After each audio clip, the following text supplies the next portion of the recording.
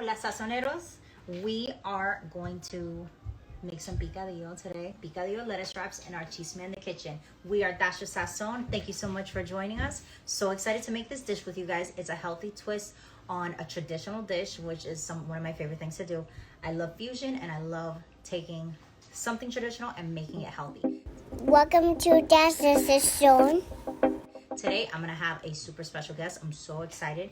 I have my friend Chelsea at the Oda Family Lifestyle who's gonna be following us. She's gonna be cooking along with me. So this is gonna be like an interactive cooking class right now. I'm gonna show her how to make everything and she's gonna make it at the same time.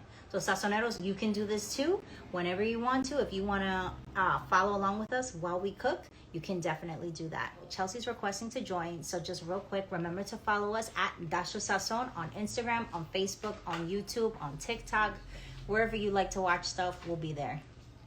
So let's let Chelsea in us.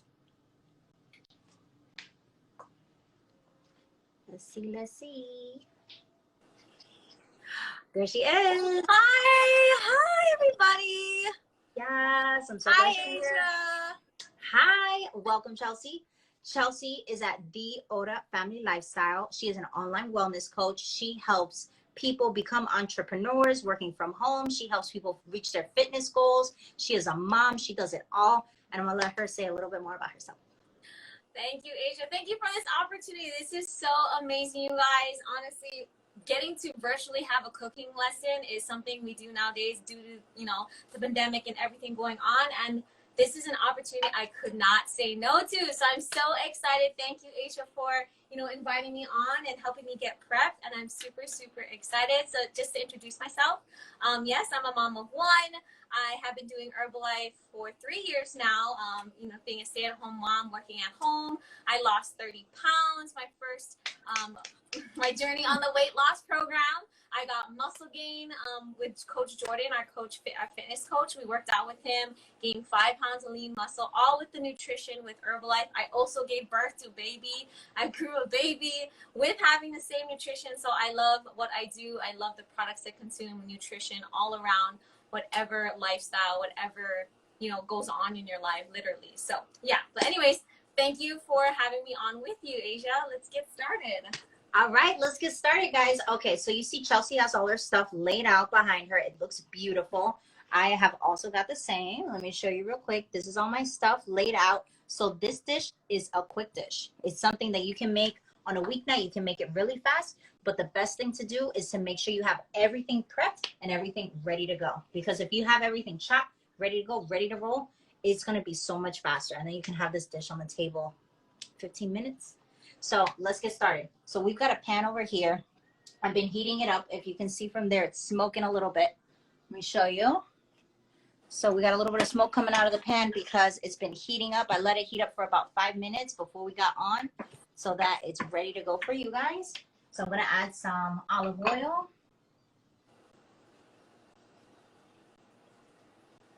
And then we're gonna start off with our sofrito. If you don't know what a sofrito is, the sofrito is the base to every Hispanic dish.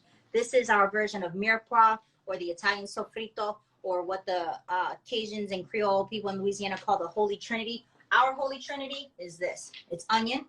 Chelsea's using white onion, but I've got some red here because this is what I had on hand. Both work great. So we got some onion. Pop that right in. We got some bell pepper. I'm using a red bell pepper instead of green because I want it to be a little bit sweet. We want a little bit of sweetness in our sofrito. So we got red bell pepper. This is 1 bell pepper and that was 1 onion. And we're gonna let those cook for just a minute before we add the third musketeer of our Trinity is gonna be garlic. So I've got the garlic right here. I'm gonna hold off on adding it in. And for those who have watched it before will know why. Because garlic burns easily and you want to make sure that garlic has time for its flavor to shine. So if you add the garlic right in, the flavor is going to mellow out a lot. But if you add the garlic in at the end, it's going to be stronger.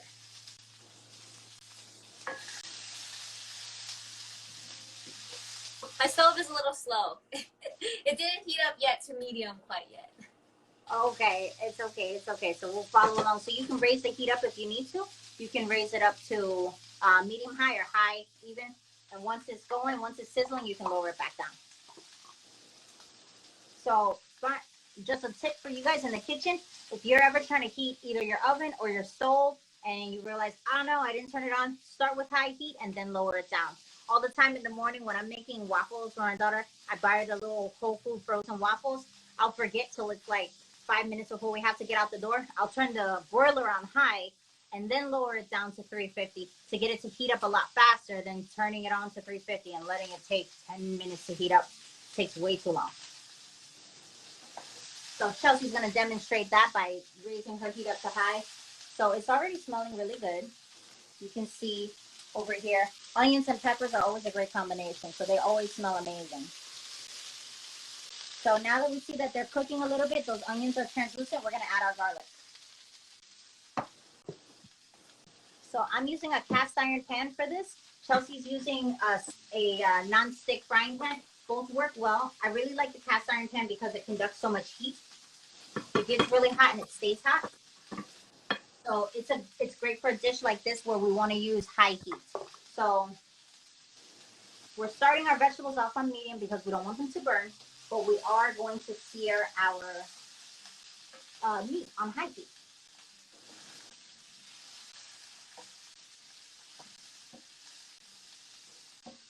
All right, we got some sizzling going over here. All right, we got some sizzle. Boom. So now that I smell that garlic, now that that garlic is super fragrant, we're actually going to take all of this out. The reason why we're doing that is because we want to sear our meat. And you can't sear meat if it's in a crowded pan. Meat needs room. So what we're going to do is we're going to move all these kitties out of the pool. I'm going to put them into an empty bowl. And then we're going to have the space to sear our meat. So just keep it on high heat, Chelsea. You can just stay at high heat, since we're going to move into high heat after this anyway. So, you know what? Actually, let's throw in our tomatoes. Tomatoes, we can either throw them in now, we can throw them in later. You know what? Nah, I'm going to hold off on the tomatoes. So the tomatoes, you can technically consider them part of your sofrito. You can add them in now if you want them to cook down a little bit. I kind of want a little bit of bite back from our tomatoes at the end. So we're going to add them in later. Aisha, I'm going to go ahead and add my garlic. Is that okay? I'm sorry? I'm going to go ahead and add my garlic. Is that good? Yes, add that garlic. Put that garlic in, girl.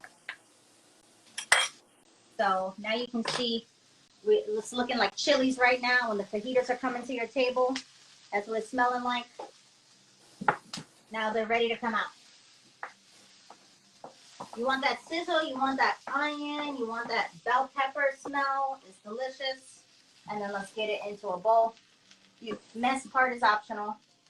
You can make a mess like me, or you could try and be neater. That's for whatever's your truth. Let's take that out of the way. And let's make sure we get everything. Smell of garlic. Oh, it smells so good. So let's get everything out of the pan. The reason why we want to make sure we have a clean pan, we get everything out, is because if we leave anything in there, little bits of garlic, little bits of onion, those are going to burn. And nobody likes burnt food, guys. I think we all know that. Nobody wants that. So we got a nice clean pan. I'm going to kick that heat up to high. So I'll move these bad boys out of the way. So now we've got our sofrito right here, all cooked up and ready to go. You may say, but Asia, what is the cilantro? Doesn't all Puerto Rican food use cilantro? Yes, it does. But we're going to add it at the end because cilantro is a very delicate herb. It's very thin, very green. And when you've got your green stuff, you don't want to add it in too early because it's going to turn brown. So Is it good for me to take out? Let's see. That looks great. You can take it out. So I'm going to just get these little stragglers back in the bowl. And now we've got our pan up at high heat. We're going to add some olive oil back in. And then I have got some ground beef here. I decided to get fancy and get the Wagyu beef. Can't really tell looking at it, but supposedly it's supposed to be better. Treat yourself, love yourself, and get yourself some good meat. This is what I call a peasant dish. It's meant to be inexpensive. This is something that you can use to feed a family. You get yourself a big pack of ground beef. You can make a lot of this and you can feed everybody. But you can also treat yourself with something nice and get the high quality stuff. So you see our pan is nice and hot, smoking. We're going to add it. So super important. Instead of just dumping this whole thing in, I'm going to use my fingers and I'm going to pinch little pieces and drop those little pieces in. Reason why is we want surface area. That's going to help it brown. If we dumped all this, the bottom will get brown while the inside stays pink. The inside will steam, and then it's just going to be gray. So just crumble it in there. And let's get a closer look. Vamos. I need a closer look. Okay, so let's get a closer look. I'm going to flip my camera right here and show you. It's hot. Hot, hot, hot, guys. This is what you want. You want it hot.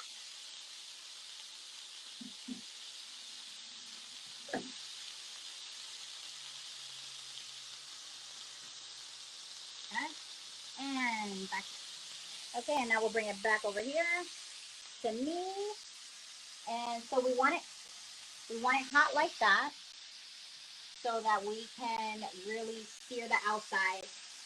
So make sure you wash your hands in between after you touch raw meat, guys. Kitchen safety.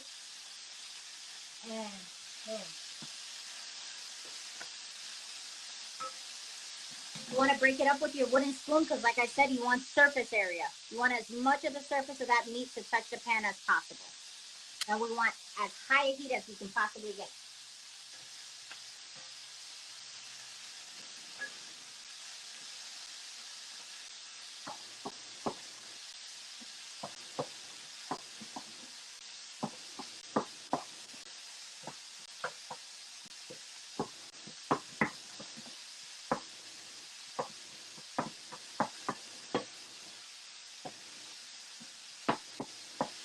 Okay?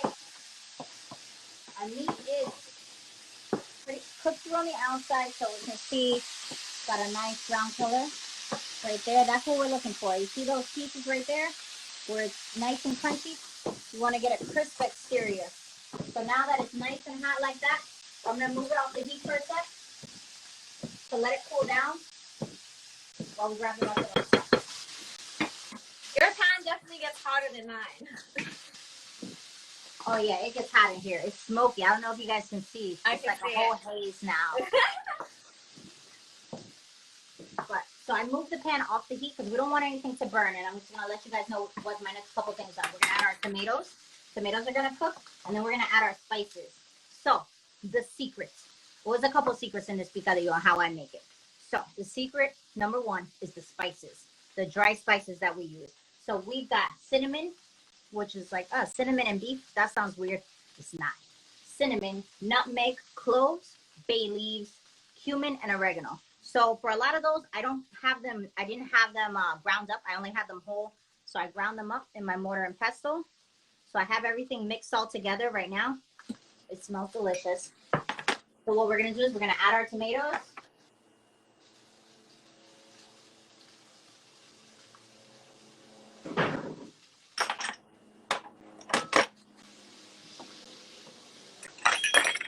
I'm going to put this back onto the heat.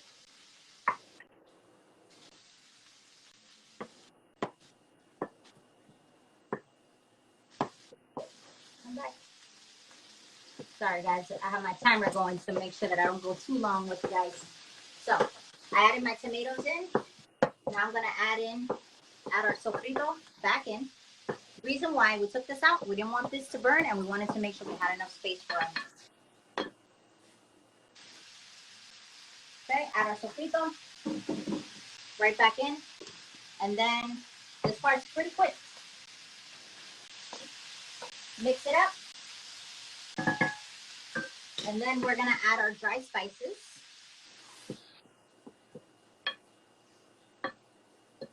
We're going to add our adobo and sazon. So this is our adobo and sazon that we make right here in house. Doesn't it look like the real thing, guys? Oh my God. You can buy it from us at That's the Sazon. Which one is it, Aisha? Which one? So it's going to be, the adobo is the yellow one. So last night I made some fresh adobo and sazon and dropped it off for Chelsea so that she could have the real deal. So we're going to put both in. So we're going to start with the yellow one. That's our adobo. A tablespoon, or you just want me to put all of it? Throw it all in there, bro. I mean, if you want to save yourself a little bit for later, you can. But most of it. Oh, and you added this in already, right? I'm sorry?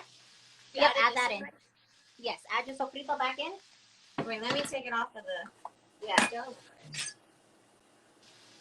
You might want to, yeah, if you can leave your heat up to high since your stove's a little bit cooler. Okay, then I add it. Okay, add that in. Just dump it all in. Like you mean it. Yeah, just like that. Perfect. So you got that sofrito in there. We're going to add our dry seasonings. So add in. All of it? Chelsea's got to measure. Chelsea's got to measure. Yeah, so no, let's I gotta add in measure. that cinnamon, that cloves, all of it. So the adobo and the sazon, you want me to add that all in? Yeah. But you can also open. Oh, Gotti wants to order some meal preps. Yes, come through, Gotti. You can have, this is going to be one of the dishes available for our meal preps this weekend, along with something else that is yet to be determined because I go based on mood. Smells so good. So wait, add all the adobo and the sazon, both of these. Yes, adobo and sazon. It's All important. of it? It's important. You don't have to do the whole thing. Here, how about you just start with a little dash, and then see how you're feeling. But this is meant to be a flavorful dish. Okay, so you can't be. Right? Don't be scared. Don't be scared of these seasonings. I know. But save yourself a little bit for later. Oh, Okay. somebody notices my R1P fitness trip that I got going on right now. So I've got their white sports bra, and I got. Hold on, let me back up. Let me back it up. Let me back it up. Let me back it up. Hey, get it. I love that red color though. That's Yes, I've got the red tactical shorts going on. Love them, love them, love them. Like, this is my new favorite thing. I just bought them on, what was it, Saturday, Sunday? And I've already worn them like twice. So I'm going to put my adobo and my sazon in. Okay, so the cinnamon and the others, how many seasoning again? So it was, you got to look at the recipe real quick. Can you pull up the recipe for me, please? Because I don't remember off the top of my head. That's why we measure out. And I'm adding this now, right? I'm sorry? Add it. Yep, throw it in there. Okay, so you got a teaspoon of cinnamon, half teaspoon cloves, half teaspoon nutmeg, and then 2 teaspoons of cumin, and 2 teaspoons of oregano. I'm sorry, I'm throwing it all on you, girl. I know. So half cloves, half cumin. Yep, half cloves, half nutmeg. So for me, I also have some bay leaves. So you also have 3 bay leaves. I crushed them up because I want that flavor spread out all throughout. I'm not trying to just like have a little bit of bay leaf. I want a lot of bay leaf because this is really your key to Caribbean Latino cooking. One of the keys. Cumin is another one. But definitely our bay leaves and then some nutmeg. So you can use your brown nutmeg. That's what Chelsea's using. I cannot resist fresh nutmeg. So this is also the other secret. Boom. Secret number 2, nutmeg. These seem like Christmas spices. These seem like things you would normally find in a sweet dish. But when you have it in this dish with the meat and with the tanginess that we're going to have balancing everything out. Ugh, amazing. You want me to put the bay leaves in already too? Yep, throw it all in. We're throwing everything in. Just everything you got, just start tossing it in the pan. So I'm putting some fresh nutmeg. Boom, boom, boom. Oh, it fell in. Went overboard. Oh, I got too excited with the nutmeg and it fell in there, but it's okay. It smells so good. This is going to smell delicious. Okay. And then now I'm going to add our tomato sauce. This is going to stop everything. We're going to add a little liquid to the party so nothing burns. And this is also going to give it that beautiful red color. It's going to make the caldo that's going to make this taste so good. So, boom. We got our tomato sauce. For this, you just want to use plain tomato sauce. Don't come with some prego. Don't come with what's the other tomato sauce that they got out there? Chento. Chef Fuerte. I don't want I use this one. Is this okay? Seasoning. Just like that. Perfect. Just blended up tomatoes. Because we are bringing the seasoning. We don't need seasoning from somewhere else. I'm going to lower my heat down a little bit. Okay. We're at the home stretch, guys. These are the last couple ingredients right here. So I've got 2 tablespoons of red wine vinegar. This is going to give you an extra little tang. Boom, throw that in there. Throw these on. Get that right in. You hear that sizzle? Because now we got liquid hitting that hot pan. Boom, mix it in. Mix it up, mix it up. Make sure you keep mixing as you go. Really important because you want to make sure that everything cooks so nice and evenly. Boom. Last couple things. Okay. Secret number 3 for the perfect picadillo is this. This is capers and olives. So this is also called acapurrada, but that may be too long of a word for you guys. It's a kind of a long word for me too. What we have here are manzanilla olives.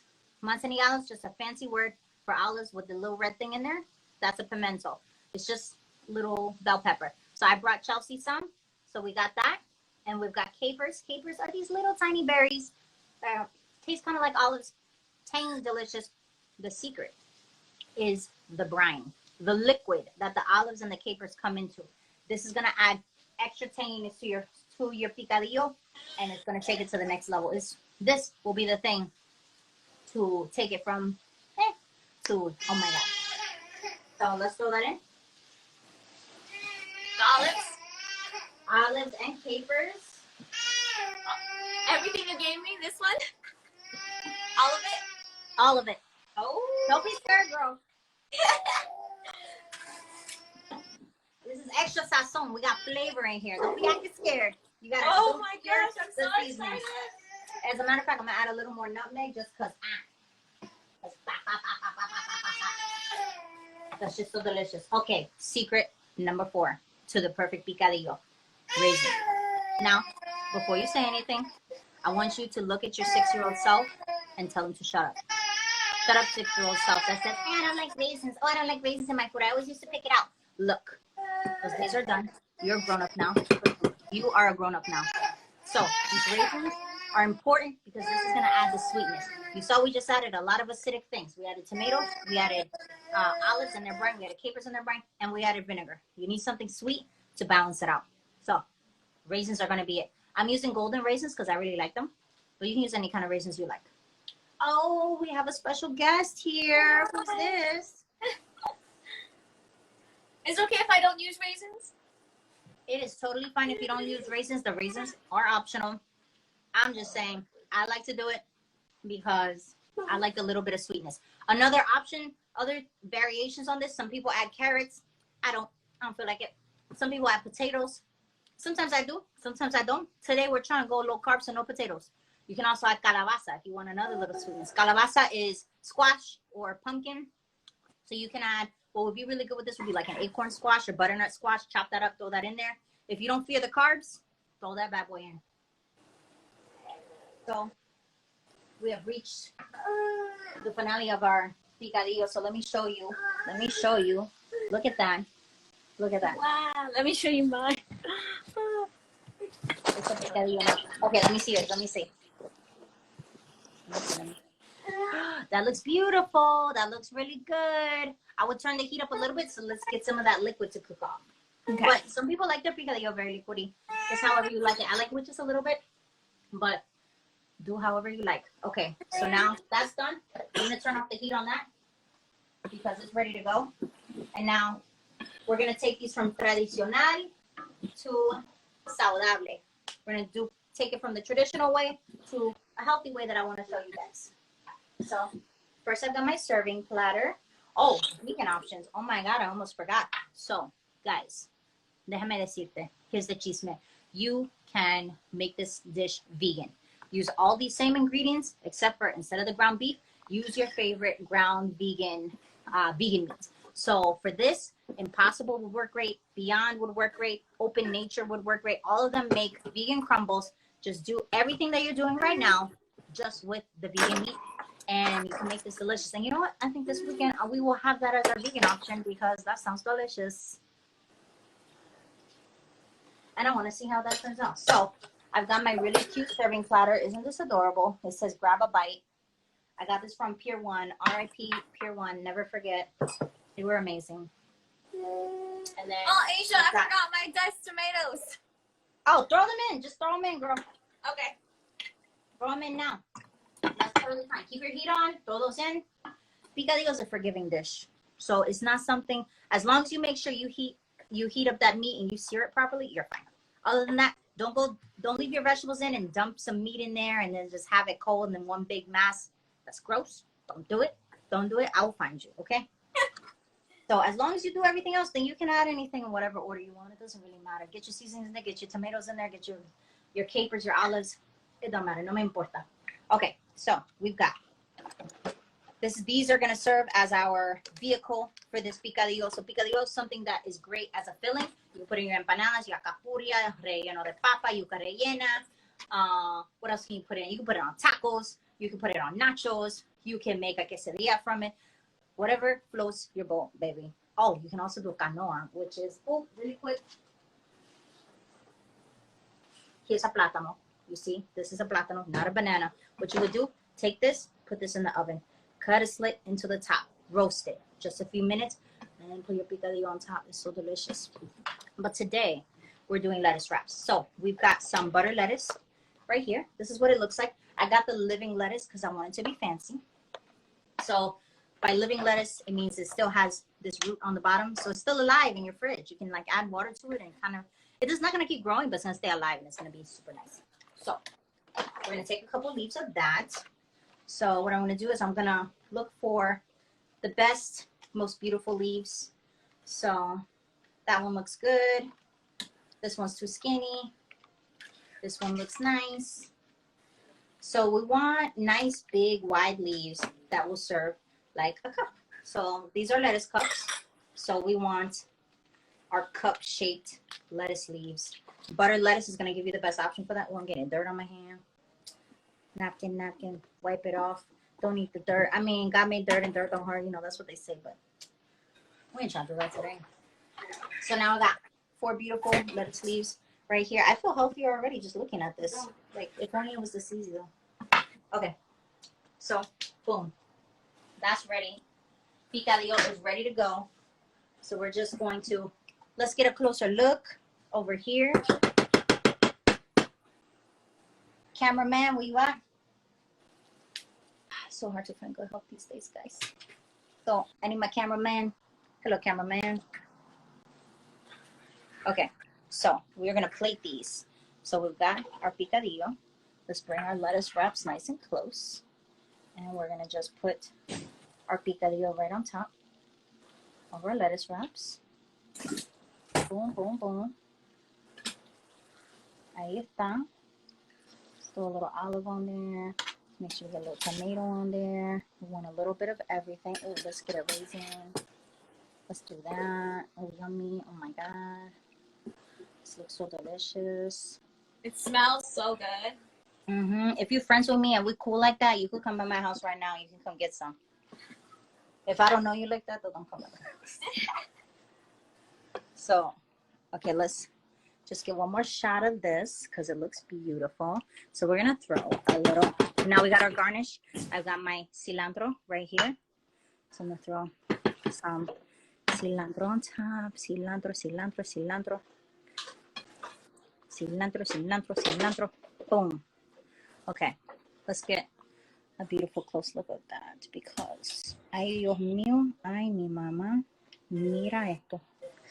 Pero mira, I'm going to wipe this up because I'm a fancy girl and I want to have my plate looking all Food Network ready because I'm going to take like 1 million pictures of it because I am one of those unbearable people who takes pictures of all my food. Don't go with me to a restaurant unless you're trying to have a photo shoot. Okay, we're done, guys. This is it. We made it. We've made it to the end. So we've got our picadillo lettuce wraps right here. Boom.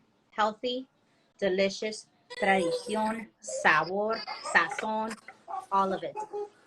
Boom, boom, boom. Perfect. Chelsea, how's it hanging over there? I'm all trying to be fancy like you and wipe my plate right now. Yes, okay, excuse me. You got the one glove. You're going to be Michael Jackson chef from this right now. Let's see, let's see. I'm going to let you guys keep looking at this because, míralo. Oh my God, look at that.